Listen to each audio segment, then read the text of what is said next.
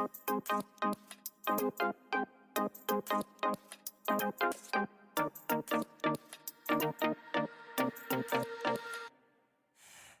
밤은 딥딥 켜져 있는 TV 시끄럽지 내 맘처럼.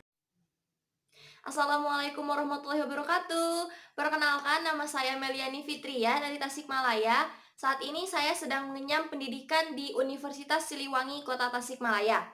Maksud atau tujuan saya membuat video ini adalah sebagai salah satu bentuk ujian tengah semester yang diampuh dalam mata kuliah komunikasi politik. Di mata kuliah ini, saya ditugaskan untuk mengkampanyekan diri saya sebagai seorang pemimpin. Di sini saya akan mencalonkan diri saya sebagai anggota legislatif. Lebih tepatnya, saya akan mencalonkan diri sebagai anggota DPRD Kota Tasikmalaya untuk tahun 2024. Sekian, terima kasih.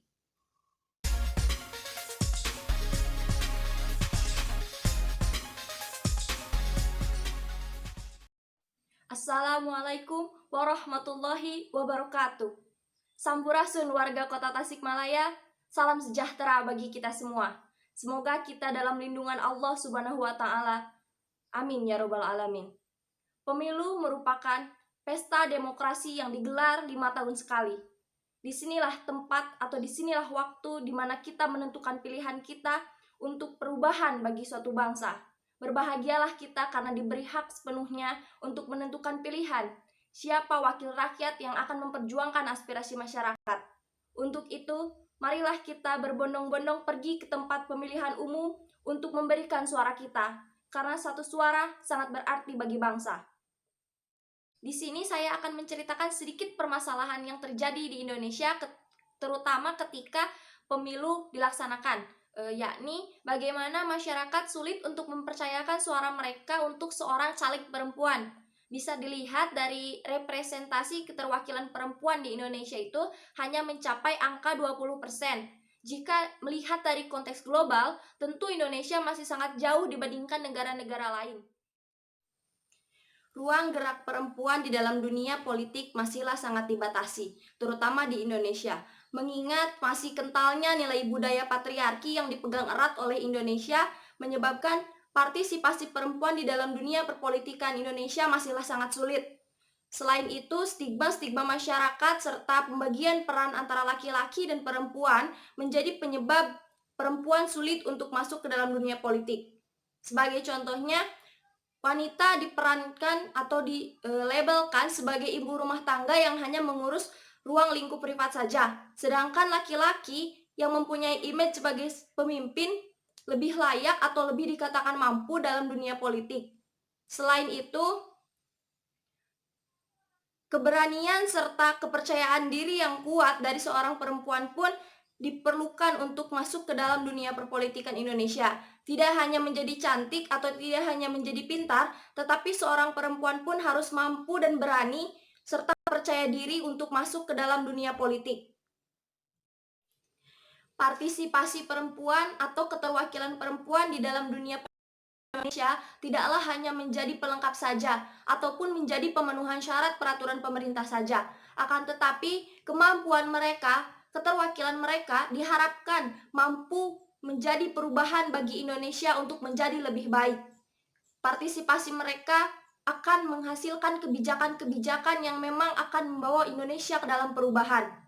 Selain itu, partisipasi perempuan di dalam dunia politik Indonesia pun akan menjadi perubahan bagi kancah perpolitikan Indonesia, terutama untuk di Kota Tasikmalaya sendiri. Bisa kita lihat dari pemilu 2019 kemarin, hanya ada 3 orang wanita yang berhasil menduduki kursi parlemen. Tentu hal tersebut masih sangat jauh dari kuota 30%. Setidaknya harus ada 7-10 orang perempuan yang berhasil menduduki kursi parlemen di Kota Tasikmalaya.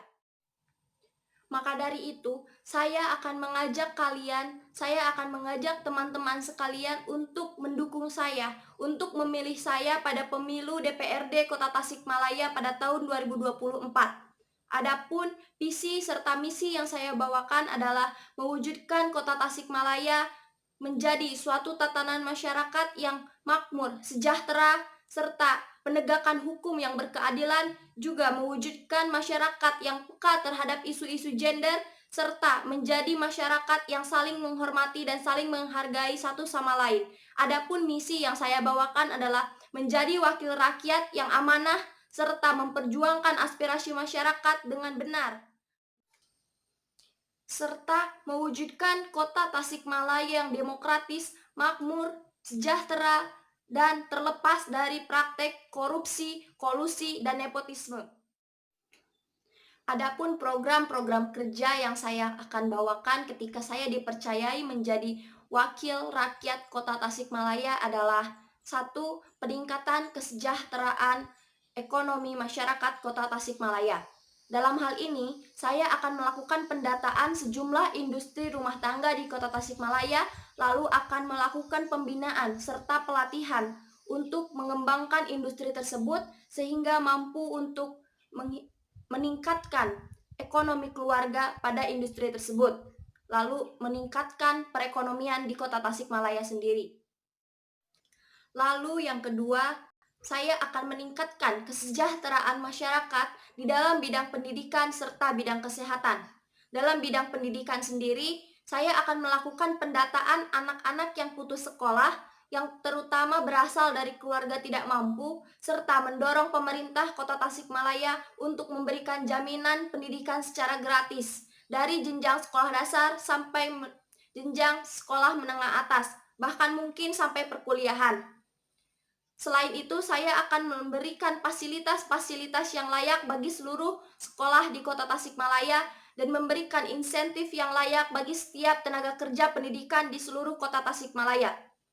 Adapun di bidang kesehatan, saya akan melakukan penyuluhan-penyuluhan kepada masyarakat serta mengadakan pengobatan massal secara gratis dan secara rutin di seluruh Kota Tasikmalaya dan memperkuat program keluarga berencana dengan mendorong keadilan gender.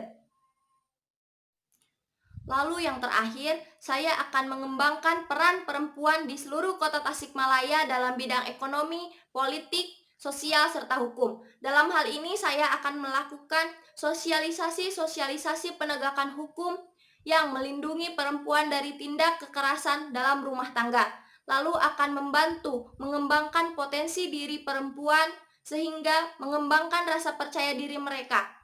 Seperti yang kita tahu, kurangnya rasa percaya diri seorang perempuan menyebabkan sulitnya perempuan untuk masuk ke dalam kancah perpolitikan di Indonesia, khususnya untuk Kota Tasikmalaya sendiri. Maka dari itu, saya akan melakukan atau mensosialisasikan pendidikan-pendidikan politik serta mengembangkan kesadaran mereka akan hak-hak politik mereka.